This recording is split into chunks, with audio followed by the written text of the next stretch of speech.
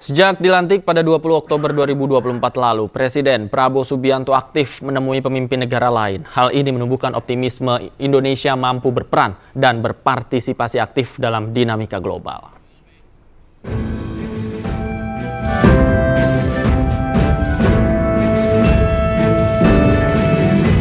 Indonesia telah memasuki era baru dalam politik luar negeri di bawah kepemimpinan Presiden ke-8 Prabowo Subianto.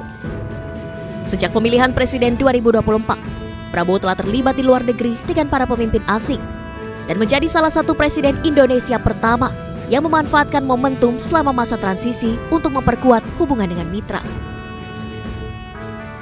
Sementara Prabowo memulai lawatan pertamanya usai dilantik sebagai Presiden ke Tiongkok, kemudian dilanjutkan ke Amerika Serikat. Dengan menghormati undangan dari dua negara besar tersebut, Prabowo memahami psikologi kedua negara yang ingin menjadi sentral bagi semua negara. Prabowo dinilai tengah mengupayakan keseimbangan global antar negara adik kuasa. Selanjutnya saat menghadiri KTT APEC di Lima, Peru, Prabowo mengangkat isu perekonomian global dan menyatakan komitmen Indonesia mendukung perdagangan yang adil di Asia Pasifik. Dalam kunjungan ini, Prabowo sekaligus menerima penghargaan tertinggi dari pemerintah Peru, yaitu Grand Cross of the Order of the Sun of Peru atau El Sol del Peru dari Presiden Peru Dina Boluarte.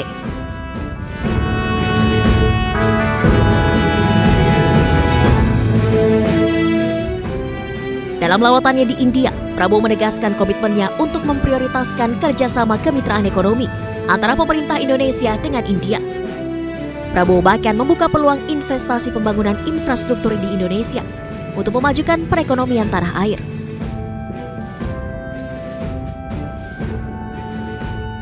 Lawatan Presiden Prabowo ke sejumlah negara untuk pertemuan bilateral dan multilateral merupakan langkah awal penerapan kebijakan luar negeri Indonesia. Politik bebas aktif yang secara konsisten dipilih pemerintah Republik Indonesia hadir dalam bentuk berbeda di era kepemimpinan Presiden Prabowo Subianto dan membuka harapan besar bahwa Indonesia akan mampu berperan dan berpartisipasi aktif dalam dinamika global yang penuh ketegangan geopolitik maupun ekonomi. Tim Liputan iNews melaporkan. Pemirsa, 100 hari sudah Presiden Prabowo Subianto dan Wakil Presiden Gibran Rakabuming Raka memimpin Indonesia. Mari kita lihat bagaimana kepuasan masyarakat atas kinerja pemerintahan Prabowo Gibran.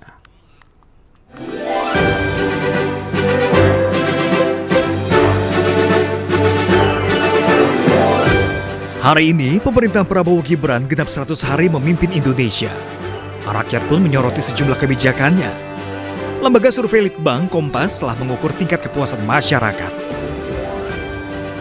Hasilnya, 80,9% warga Indonesia menyatakan kepuasannya atas kinerja pemerintah Prabowo Gibran. Hanya 19,1% yang menyatakan ketidakpuasannya. Sementara 89,4% menyatakan keyakinannya atas pemerintah Prabowo Gibran. Hanya 10,6% menyatakan tidak yakin. Presiden Prabowo pun tegaskan fokus pemerintahannya untuk meningkatkan kemakmuran bagi seluruh rakyat Indonesia. Niatnya adalah bawa kemajuan kesejahteraan ke rakyat kita.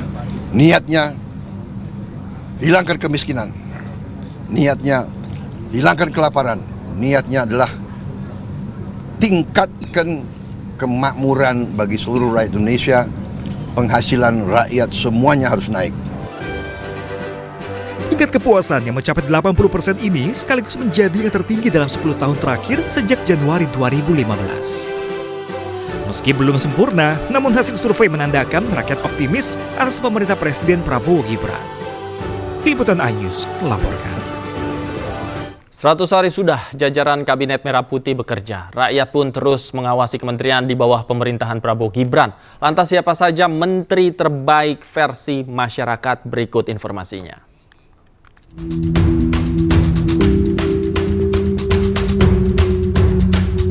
Jajaran Kabinet Merah Putih telah genap bekerja selama 100 hari.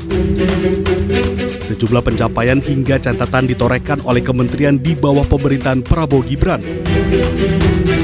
Banyak yang mendapat penilaian baik, namun tak jarang yang juga mendapat penilaian tidak baik dari masyarakat. Lembaga Center of Economic and Law Studies, Celios, mencatat ada 5 menteri yang mendapat rapor hijau, beserta 5 menteri yang mendapat rapor merah pada 100 hari bekerja di Kabinet Merah Putih.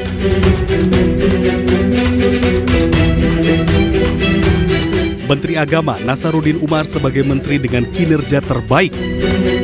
Sementara posisi kedua ditempati oleh Menteri Komunikasi dan Digital Mutia Hafid.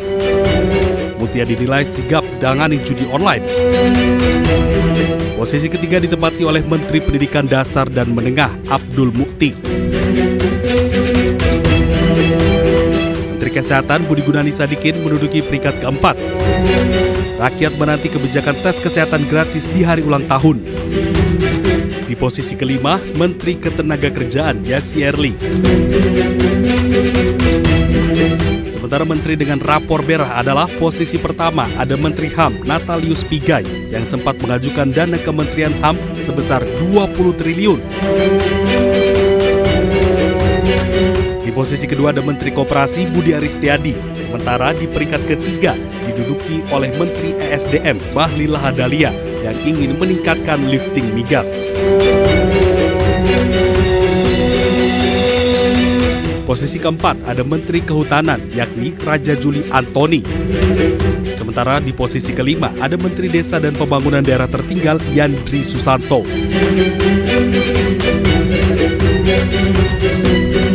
"100 hari waktu yang singkat untuk menilai keberhasilan jajaran Kabinet Merah Putih. Namun rakyat terus menanti konsistensi para menteri dalam membangun negeri." Tim Liputan iNews melaporkan.